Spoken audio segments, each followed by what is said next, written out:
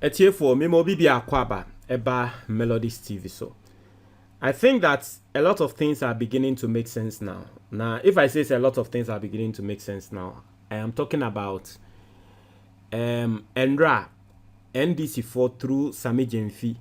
allegation a womo de ba ya womo ababeka say soldier ni bia planning. Up till now, I think say over 24 hours ni yenti soldier ni nenka yenti say waye press conference yenti say wadi bank Sami Jemfi nsemu a woka no. I don't know why, but microphone some say silence means consent, but we are still waiting to hear from him and to hear what you actually say. Now, if you don't know the story, Sami Jemfi Babe release soldier be identity a water say sa soldier no NPP 4% wo mu yusu no ede no ebokro no ewo abato nim Sami Jemfi tremu a soldier ni no owo ntuo ewo ne fie owo ntuo ewo ne dan mu na ukọ ne fie nso a ballot papers wa print bebre a waye na adwen say election time or the bekwa akodi ewu yesi wasanso training crofo ewo asotware NPP 4 a wo pese wo de omo ekokodi ewu yesi wonam na woka say NDC 4 ne de obeku omo te say once na nsem wan crofo ka no na furthermore Sami Jemfi has gone on radio stations, TV stations to give more details on the story. Now uche Sami Jemfi nsem a woka was it soldier ni onamo a wone eye chema untumi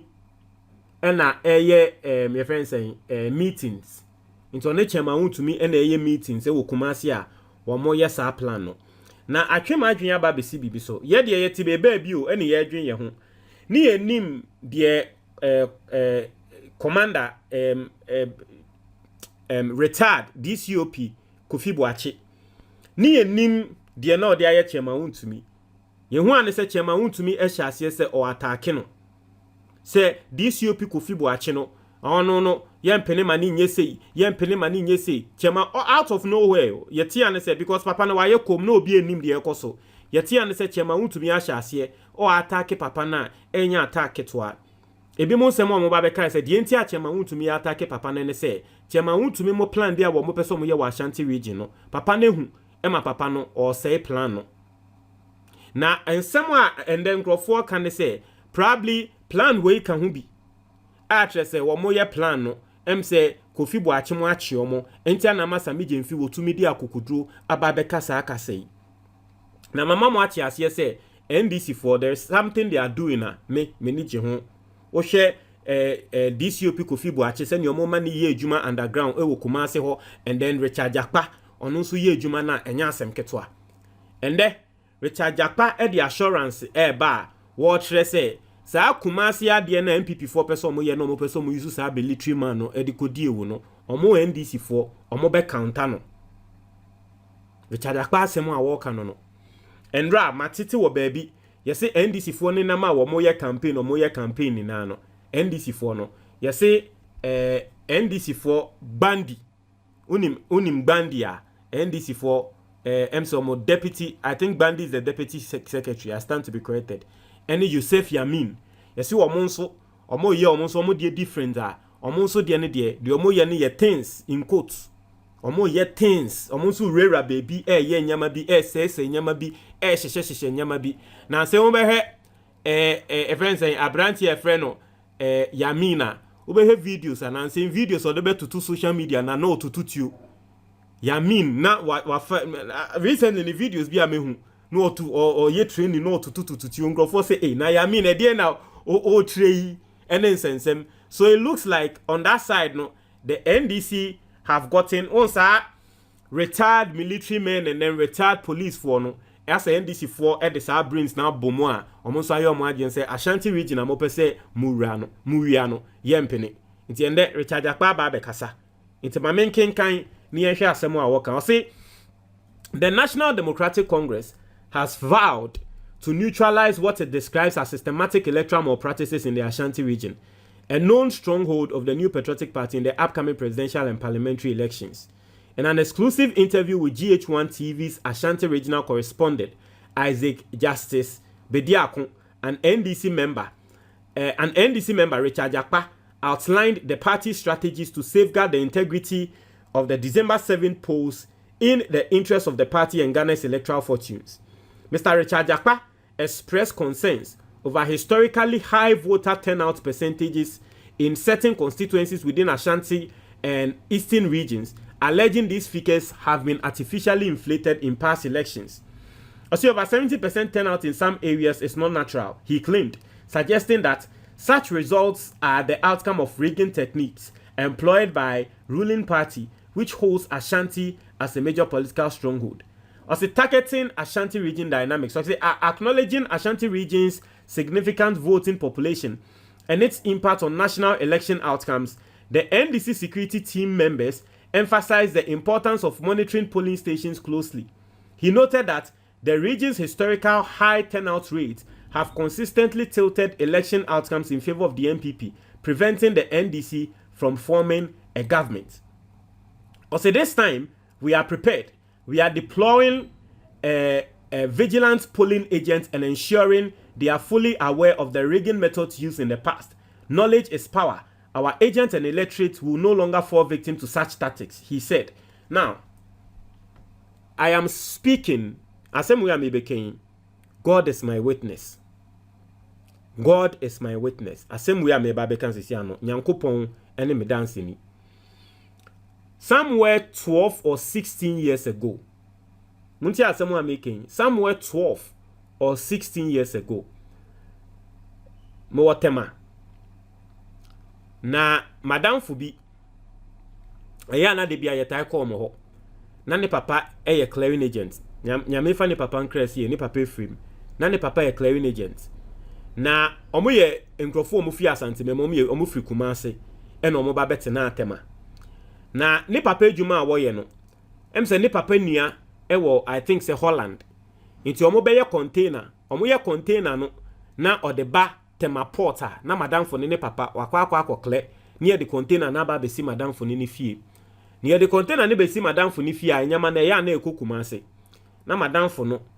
ne busuafo ne papa busuafo free Kumase omo de cars ankese ebe free Kumase aba no ma ba be lodi nyama no no mo de ko enti ejuma na madam for ne papa ene ne papa nuanom eye madam for ne wofanom ne busuafo ejuma na omo ye no na eya na omo basa na Kumase fo a wo mo aba around ye ni na ye wo ho madam for ne maame obon kwan wa ye nkwan different no mo awo fufu ankasa nti eya na fie ho ache nti eya na ebusuafo ne basa na ne eni ya kwa kogu fie ho ne ye tena ho ne ye bon komo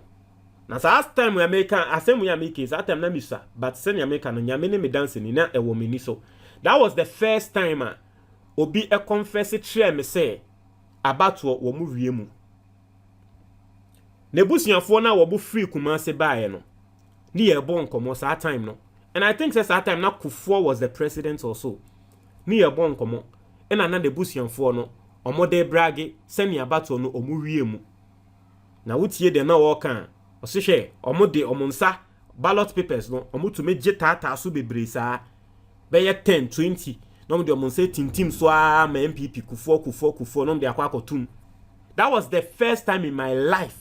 that I heard say abattoir, because that time ni na no media na minim say abattoir there clean fair. That was the first time in my life I'm a tea free madam for no nebusuafo enum a wo mo free Kumase baaye no me tea ye directly say omo confess say omo wia mu ma NPP. Itu tie Richard Jakpa asem a wo kana utumi hu ni say ade bia wo mo steady,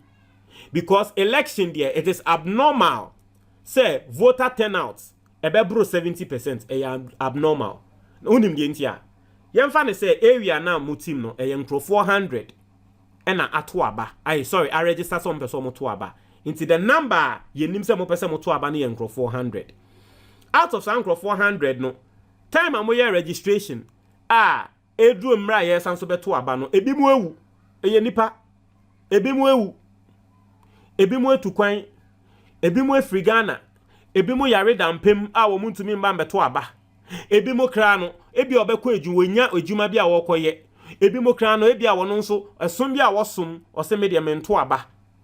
obi kra no obeka se media memfele se menkoto aba manipa krowe mu inti no every single time no eya na voter turnout enduru 70 into kwakwote say yesi voter turnout eduru 70 dia na tre say krono abem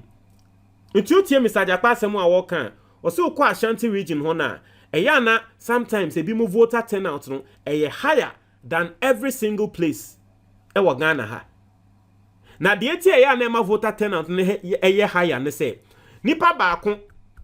ekokoje yemfa ne say enkrofo 100 na e wo say ba beto aba no se ne America no omo ewu ni omo fifim ni omo aye de omo meye ni na no na afi enkrofo e be ba beto aba na nkasa ye 60 na omo beto aba no imagine say 40 eni ho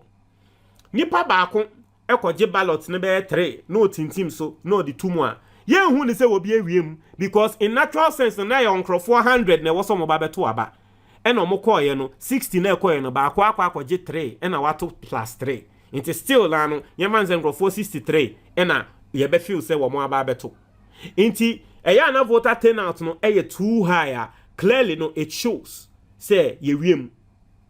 inti NDC for analysis a wo mo aye etre say NPP some constituencies bi no eya na voter turnout eye high inti sa areas no ena omudi omuni be den omudi omuni beto. Also, acknowledging the Ashanti region's significant voting population and its impact on national election outcomes, the NDC security team members emphasized the importance of monitoring polling stations closely. He noted that the region's historically high turnout rates have consistently tilted election outcomes in the favor of NPP. Now, I'll say alleged rigging mechanisms. The outspoken Richard Jakpa elaborated on specific rigging strategies he claimed were employed in various elections. This included isolation of polling agents, preventing opposition agents from observing critical stages of the voting process, manipulation of biometric verification machines, alleged tampering with voter verification processes to inflate figures, complicity of electoral of intiotre, send ya omo NDC for identifier and kofudi wia about one. Omo isolated polling agents. Inti NDC polling agents e was say womo hese NPP for ye momundi boneno. Eya na ye preventi the polling agents from observing the critical stages. Melodies ebusu ni bi frame. Ofri northern region. Ende ya no frame ya wone mekasa. Ofri northern region. Na no kan se bia trem say some part in the northern region a eye NPP stronghold no. Oye NDC agents wo ho a usuro kra say wo mu wiemu a wo bekasa because they are notorious. Se wu nim na okoko omo wiemu na okokasa o mebu no mu ekun. Se mu nia mo be kaya edu ye se Kennedy Japan ene alantremanten ene kra na kosema alantremanten o free race dim because some part in the northern side of this country the agents of Kennedy Japan and alantremanten allegedly no were beaten because no mo se omo mpeni ma ye wiemu ma ba omia aha inti ye say some part in the northern region no NDC agents no moti ase because say NPP ni wiemu na okokoka ye be bu na ekuno ye be kuno omo fa boge nye swine ti ye NDC agents ni ye see ye mane ma mehwe de ye koso na wate ne ho ase okọ prayer obewu nti utie Mr. Jakpa nsem o kan de ema wo mu wiemu no ebi no ye isolate NDC agents no agents ni ye mane hu de ye koso udi agro hey ye stronghold de de be ye on anya asem ketwa. Another one is a biometric verification machines no omo tempa no omo wiemu inti e no omo be inflate figures no because biometric machines no ene ye de hwe enkrofo aye den aba beto aba it is so to me kom no kokko wiemu na okoko tempa with the figures na ene correlate a ebe ye o say abato no wato ne pepepe. Electoral Commission complicity of electoral officials. Now you can't say complicity of electoral officials and not say Electoral Commission for you my phone ni biankasa no. Ye tio moka ye mo bribe. And this is where it is a problem say ya kwa kofa NDC delegated yo mo ababe than electoral officials.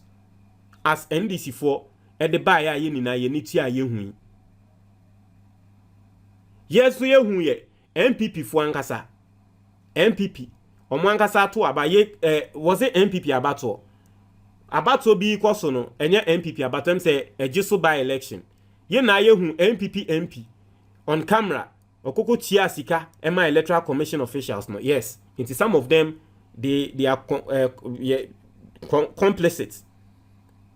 Also, he insisted that measures had been put in place to counter these practices, including improved intelligence gathering and closer monitoring of polling station activities.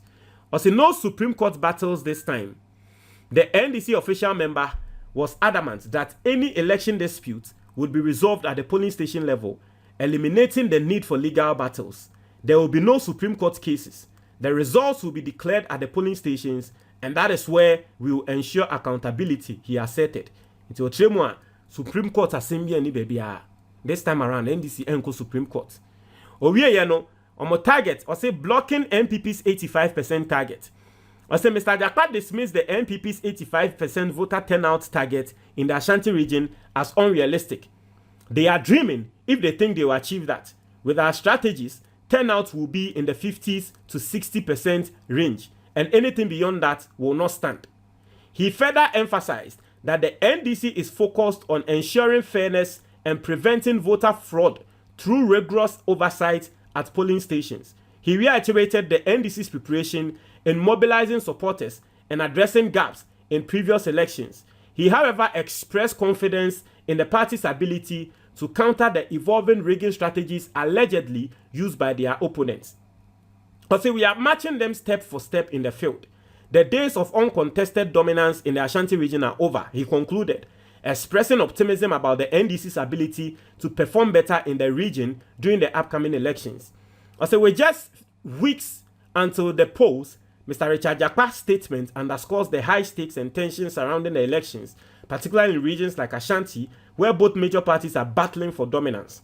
The NDC's renewed focus on vigilance and countermeasures highlights its determination to challenge the status quo and enjoy credible election results. So, this is what Richard Jakpa or De Atuja or assure Ghana for. Well, yeah, the same way can say, we hope, say your assurance, no, it lives up to expectation. We will be watching. Montreal, comment box, Nimo, Medase.